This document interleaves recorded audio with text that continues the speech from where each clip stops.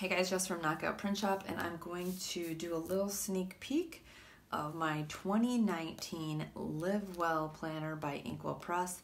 This is the classic vertical weekly planner that I got on Amazon. So as I'm sure you've heard, one of the new retailers for Inkwell Press, the cat got out of the bag a little bit early, is Amazon, which is pretty cool because I think it opens up a lot of new customers to her products. So we jumped on the bandwagon pretty quickly because we always want to get the new planner as soon as possible so we can start matching colors. So when I got it, I was a little surprised though, so let me go over that. So first things first, somebody on Facebook asked me how this came packaged. You know, Tanya and Inkwell Press are known for having the really cute packaging in the box and the little inserts and just kind of all little really nice thoughtful packaging and stuff like that. That is not how it comes from Amazon. It comes in a regular Amazon box with like plastic bubble, packaging.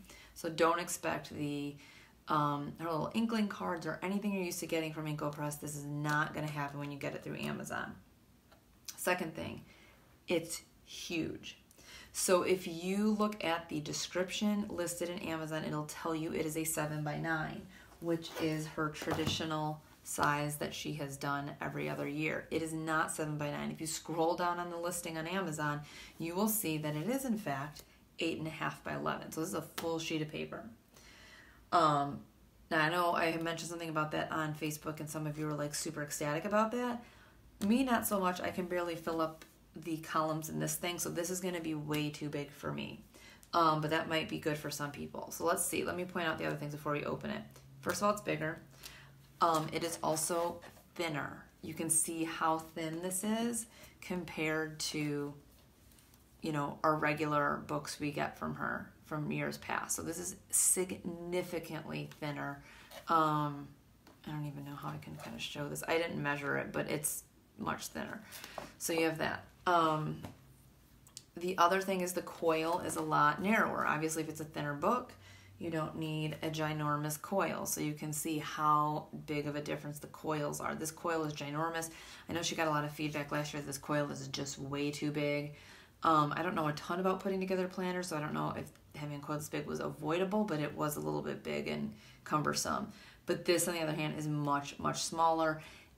Obviously, smaller coil needs to be thinner, so it's not going to be as resilient as a thicker gauge of wire. So this is just cheaper, essentially. So there's that.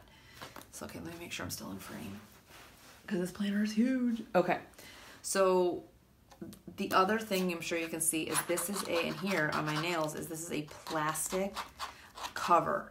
We are used to, with Inkwell Press, having her really thick, cardboard, chipboard covers with the different patterns of, vinyl covering over it. So this, the good thing is I'm sure plastic is a little bit more resilient than these chipboard, vinyl covered chipboards. So those of you that find that maybe you carry your planner around a ton, if you put this in and out of a briefcase or a backpack or a purse or a bag, maybe you nick up the corners and stuff more, and this may be more resilient for you. For me, I don't bring my planner along with me unless I'm bringing my tiny little traveler's notebook. So I prefer, honestly, the look and feel of the chipboard cover compared to this.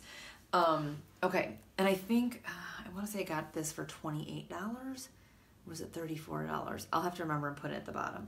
So so that's the first thing. You got a smaller coil, it's thinner, and it has, and the back cover is the same. It's just vinyl. So let me make sure you can still see everything. Okay, so let's open it up. So you still get her, ruler we've all get every year that we've come to expect to be in the planner. So that's the same. Let me just move this so make sure you guys can see. Okay, so it does present just like the traditional planner. You have the typical kind of note from her. Let's see here. Well, I'm just comparing this to last year's. So you can see, same kind of thing, different picture of Tanya, but same layout as usual, different fonts and things like that. So, but again, same look. And this is kind of like a thicker piece of almost smooth cardstock style paper, which I kind of don't understand why they made that. this quality of paper. But anyway, so just so you know, this is a thicker piece of paper. So the first thing that I noticed when I opened this up and started flipping the pages is this paper is much, much thinner than what we're used to. So same kind of thing, you go here in the old one, you have, you know, this kind of deal. This paper is thicker, so the GSM is bigger here. And this has more of a slip to it. This is like, you know, the Inkwell press paper you're used to. Thicker, has a little bit of texture to it. This is more your stereotypical, less expensive planner paper. But you can see this is the same kind of situation. So let me move this out of the way. So you go through the same thing that you would in her regular planner. So next we have, you know, the goals, the mission, the quarterly goals thing.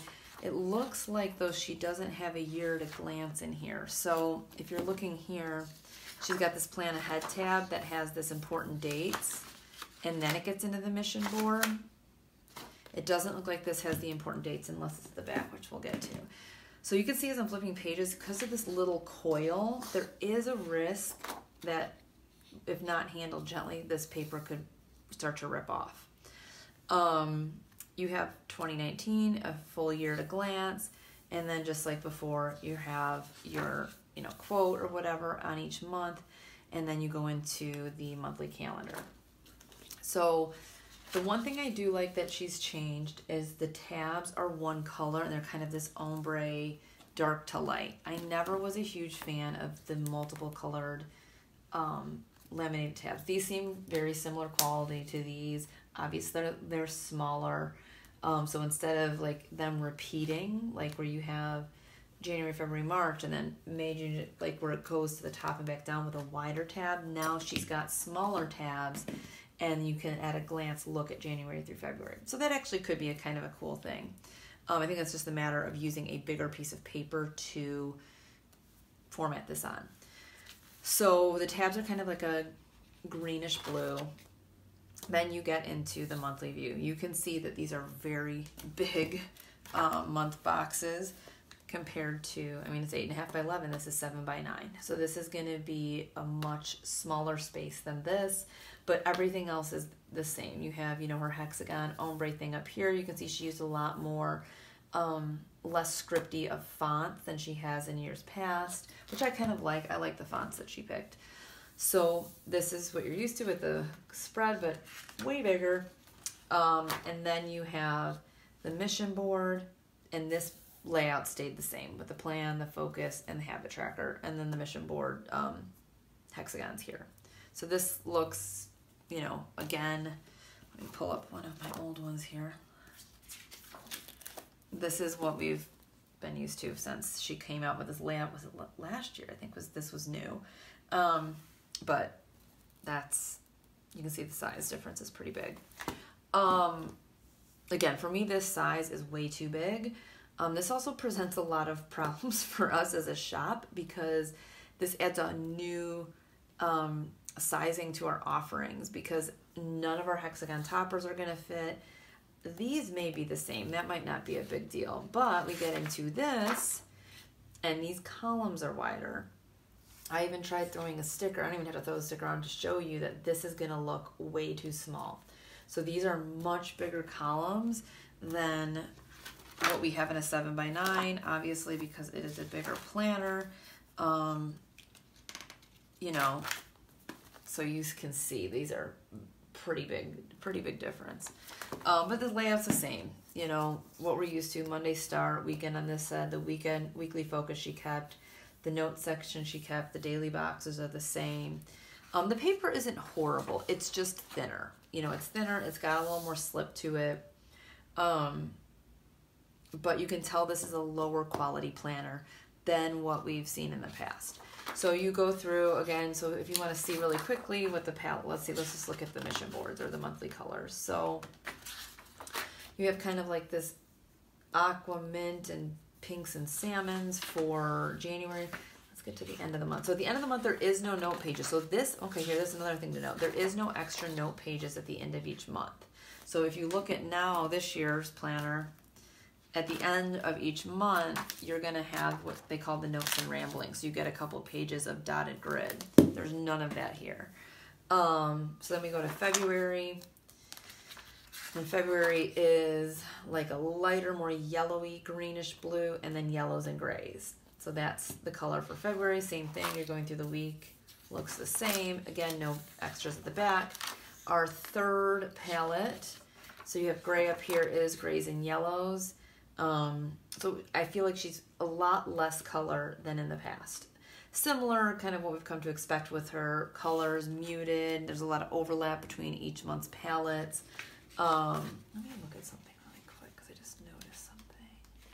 Yeah, okay, so this font's kind of cool. So she got a different font here. But anyways, this is like grays and yellows.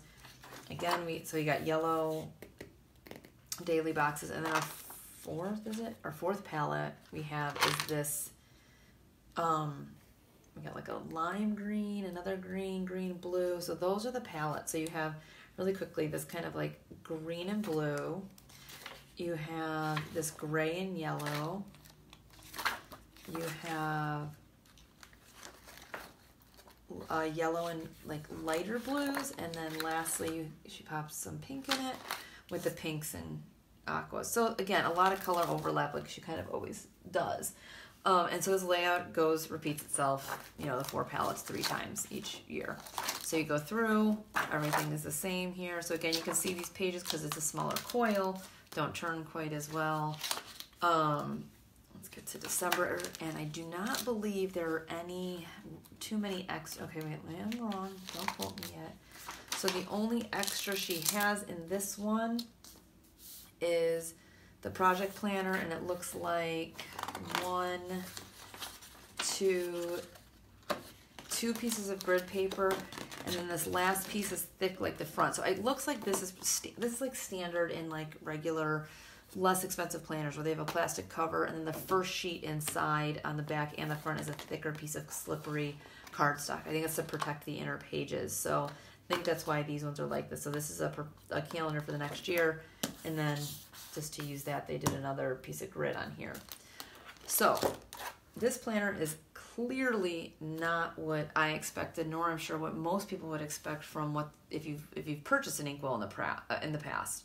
And if you're new to Inkwell and you've heard all the awesome things about the quality, the design, the paper, you're going to be like, this is not what I was expecting. So this planner, I would say, is not a bad planner. But here's what I think she's going to do. And this is what's evidenced also by the video that she just released, I think, over the weekend. I think this is the planner. And somebody else told me they saw her announce this on Facebook or something. This planner is going to be the planner that gets sold on Amazon, Office Max, Office Depot. So this is going to be her mid-ranged, like less expensive, a little bit lower quality, average store-bought planner. So it's like she has like version 1. I cannot see her kind of giving up all of the quality of what we're used to in this planner to primarily sell this. It just would not make sense for her brand. So I think she is going to offer this as a version that's more accessible to more people, is at a price point that's more accessible, and keeps in line with her productivity model. So that's what I think this one is. I think what she's going to do, from what I see with the little video she put out, is there's going to be some version of what we're used to that's going to be customizable, almost like a disc planner from Happy Planner. Because in her little video, she's going through the sheets and she's kind of like flipping, and she's like taking a sheet out and putting it back in. So I think her response to people's feedback over the past 5 years has been to be able to customize it more. So I'm curious if she's going to sell like the meat of it and then have like extra things you can add in different parts. I don't know. That's kind of my hypothesis. It looks like it's going to be customizable. So, and I'm guessing the paper quality is going to be more in line with what we're used to from, you know, the years past. So long story short, if you don't need a planner this big, I would wait. Do not go on Amazon and buy this. You don't need it for a couple more months anyways. It is not a bad planner. If you expect the Inkwell quality, I would wait till her announcement on September 5th and see what she talks about, if there's going to be something more similar quality-wise to what we're used to. And again, it seems like there's going to be something that's customizable. if you want to get this now, or you just want to have an extra planner, or you like the bigger size, go on Amazon and grab it. There's also an A5 version, or sorry, not an A5, a flex version of this, and then there's a smaller than A5 version. I don't even remember the dimensions. But when you look on Amazon, don't just read the description. Scroll down to the bottom where it outlines in that table the product, like dimensions and all that stuff, because the description for the classic anyways is wrong. It says it's 7 by 9, but if you scroll down, it clearly states that it is 8.5 by 11. So this planner, again, is not what we're used to from Inkwell Press, but I don't think that's necessarily a bad thing. I'm sure she had a reason behind why she went this route for some of her products. But don't order it expecting to get this. And the pictures are deceiving. You can't tell that you're going to be getting a plastic cover and that this thing is bigger and the paper quality is different. So just so you know, if you do get it, this is what you should expect, not this. And I would just say hang tight and be patient and wait to see what she announces for the one she's going to be selling, because I think she's going to sell exclusive things on her website that are not sold on Amazon and different stores. But let me know if you guys have any questions. I hope that was helpful. And then let me know what you think you're going to do. Do you like this bigger size? Do you like this cheaper price and this different kind of quality and setup as far as the lack of, extras? This was making it thinner. The paper thickness is making this thinner. So let me know what your thoughts are, if you like it, if you think you might get this, or you're more excited to wait to see what she's got in store in addition to this. So I hope that was helpful, guys, and I'll see you in the next video.